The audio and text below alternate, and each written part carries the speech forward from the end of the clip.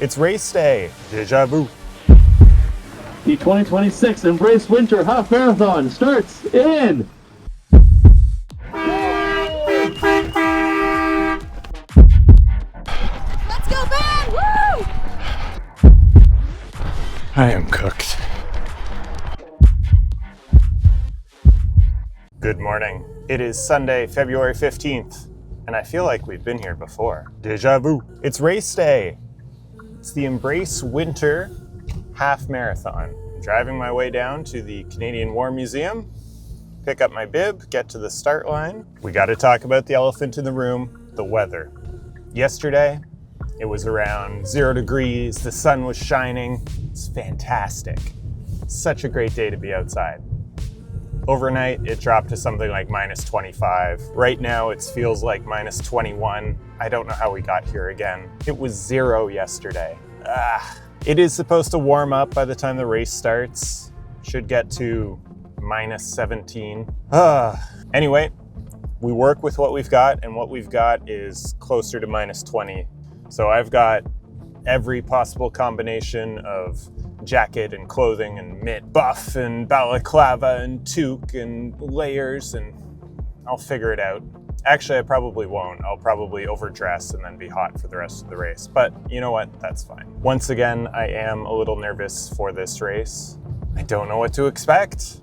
It's been a while since I've raced a half marathon. I kind of want to go for it full send, but I mean, that doesn't make sense.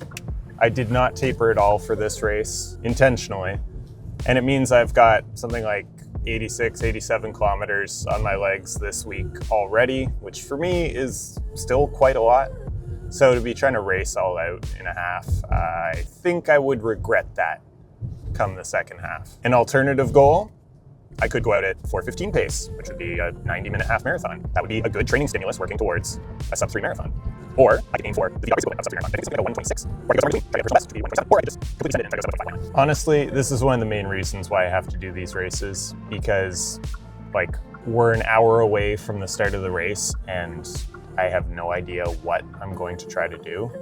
I need to get my act together and actually have a plan going into these things.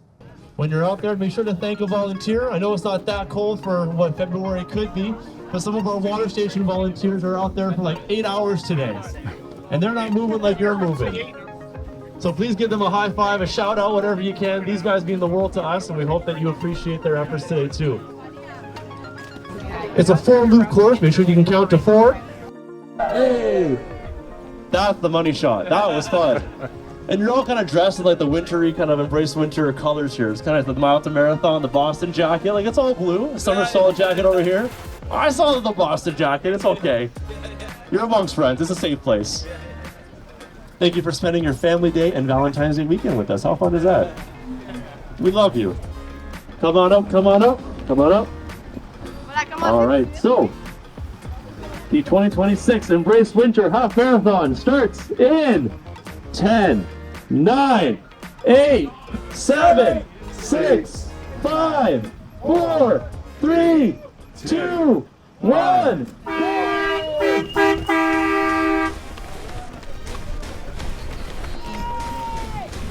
And here we go. The race is underway. It does start with a bit of an uphill, so I'm trying to take it a bit easy for the first kilometer. Okay, good. I do slow it down a bit there. And I can see there's maybe 10 or so people in front of me, and that feels about right. Given how many people compete in this race every year, I figure I should probably come somewhere in the top 10. We'll speed it up a bit here to see that I'm keeping my pace pretty conservative. 4:20 through the first little uphill here. It's feeling good, feeling responsible. That feeling will not persist throughout this race, but at least at the beginning, I did stick to my goal, not going out too fast. This race is on the Kitchissippi-McCann Parkway, and it does have this one big hill right at the start. And it is a looped course, so you do this hill, go up the hill and then down the other side. That's the other side of it here. And then you do 4 loops and then come back up the hill to finish it. Or at least that's what I thought. Now, once you've crested that hill, the downhill, it feels great, especially early on in this race. I felt like I could just unlock my legs and just let them spin over, and I was just bombing down this hill. It felt so easy. It felt like it would have taken a lot more effort to go slowly. So here I am, you know, hitting 345 per kilometer, but it's feeling great. So we'll continue here past the one aid station that is in the race. Thank You do pass it on every lap though, and twice on every lap, so you do have a lot of chances to grab water. So overall, it was like really well organized. All right, coming up on 5K in about 21 minutes.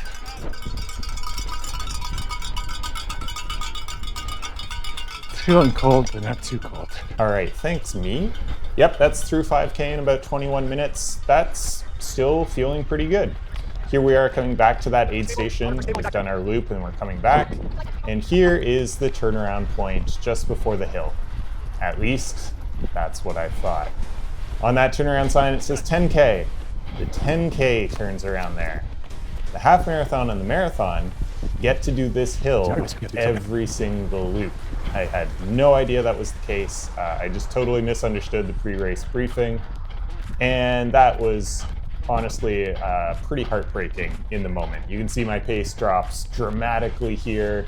The slope, I don't know how accurate these Garmin slopes are, but at one point I think it hit like 6%. It's rough doing this. My heart rate skyrocketed, my pace plummeted each time. And if you look at my splits throughout the entire race, this was always my slowest kilometer where we had to do this. Here's the real half marathon turnaround. Pretty rough, but at least you get to do the downhill again. All right, so we'll jump way ahead, halfway through the race. I've just done that big hill again. Get some cheers from the supporters. It was great that there were people out supporting. There were a lot of races going on today. I think they had a 1, 5, 10, half, and full. And they were all kind of overlapping at various points. So you see a lot of people out running. All right, coming up on 11K. Most of the goals are gone. I was saying coming up to 11K, most of the goals are gone. And I'm sounding pretty dejected. This was my slowest kilometer up to this point in the race, coming over this hill. And I just felt my pace was slowing more and more and more. However, I looked at my splits afterwards, and I came through 11K at pretty much exactly 4:15 per kilometer average pace. Now I was slowing on my way to get there, so I was heading in the wrong direction. But if you had told me halfway through the race I was exactly on pace, I think I probably would have been pretty happy about it. Now later on in the race, you see this guy in green just kind of cruise past me. I had not seen him at all in this race, and he just breezed past. But it didn't make sense for him to be a 10K runner, and it turns out he was indeed running a half marathon. I looked at his Strava afterwards, and he treated it as a progressive run, just like a workout. Oh. There was me responding to a high five that was not intended for me. It was intended for the person behind me. And it was extremely embarrassing. So what else could possibly go wrong in this race? Let's go, Ben! Anyway, the guy in green, he did a progressive run, kind of a tempo workout where I think he started at around 4:45 per kilometer, and every 5K he took it down another 15 seconds per K. And he ended up finishing one spot ahead of me, looked really strong, and honestly, that's what I should have tried to do.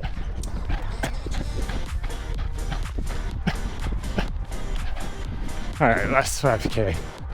I am cooked. Let's just get this done. Let's just get this done indeed. 5K to go. We'll skip ahead to the very end of the race here. At this point, I'm struggling. The race has not gone at all how I wanted it to. And If I'm honest, it should have been something I could have foreseen pretty easily. There's just no way you can go into a race like this with no taper, already being kind of on the edge of your training load, and then thinking, oh, I'll just throw in like a PR attempt at a half marathon. You could maybe swing that with a 5K, maybe even a 10K, but I need to give the half marathon more respect. So let's watch the final little bit of this race. I am putting in a strong effort to finish it, even though the day is already toast. So let's just run it in.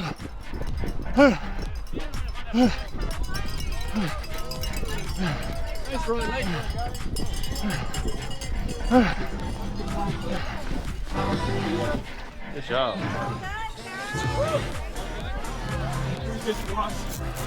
Great work. High five. Thank you.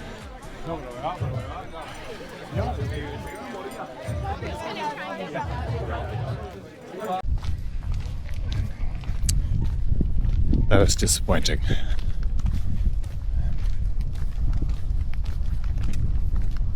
Yeah, that's all I got. Okay, immediate post-race thoughts. Here we are again. That was disappointing. That was one of those races where honestly afterwards I just think maybe I'm just not good at running. So I think that means I need to chuck this one in the bin. Or at the very least, I'll think about it a bit more. Because right now that sucked, and I don't think it's useful to dwell on a race that sucked. So I'll think about it. Probably add some thoughts tomorrow. Yeah. Okay, it's been more than a few days, and my emotions have run the gamut. I am no longer that disappointed in my race result. An hour 32, under those conditions, with no taper, that was like 80 or 90K going into that race. You know, that's not so bad. And I did win my new age group, and I gave it a full effort. Like I didn't give up entirely on the race. I put in a big effort for an hour and a half. You know, that's good. It's something to be proud of. And, you know, I'm happy that I can run, you know, an hour and 32 minutes for a half and think that's disappointing. Like that, I like that that's where I'm at. I like that I care enough about this stuff. So that's my copium. I'm no longer that disappointed with this race result. Instead, I'm really disappointed for thinking that this was a good idea. Like, what the hell was I thinking? The whole point of doing this sub-threshold Norwegian singles approach is that you get a lot of intensity in and you manage your cumulative training load. Hi, Specs. Hey, buddy. So you're trying to fit in as much intensity as you can while still being sustainable. So I'm doing that, and I'm also upping my volume for marathon training. And I'm getting to, you know, 100 kilometers a week, 110 kilometers. And I think, what if I replace one of my sub-threshold sessions, which has, you know, anywhere from maybe 6 to 8 kilometers worth of work in it. What if I just replace one of those with a half marathon? And like, I know better than that. I should know better. Like, that's just way too much load. There's no way you're going to PR off something like that. So why go into it thinking that? And I know why I go into it thinking that, because if I had managed to PR, if I had a great race and it was under those conditions with no taper, whoa, that would be such a good sign for my training.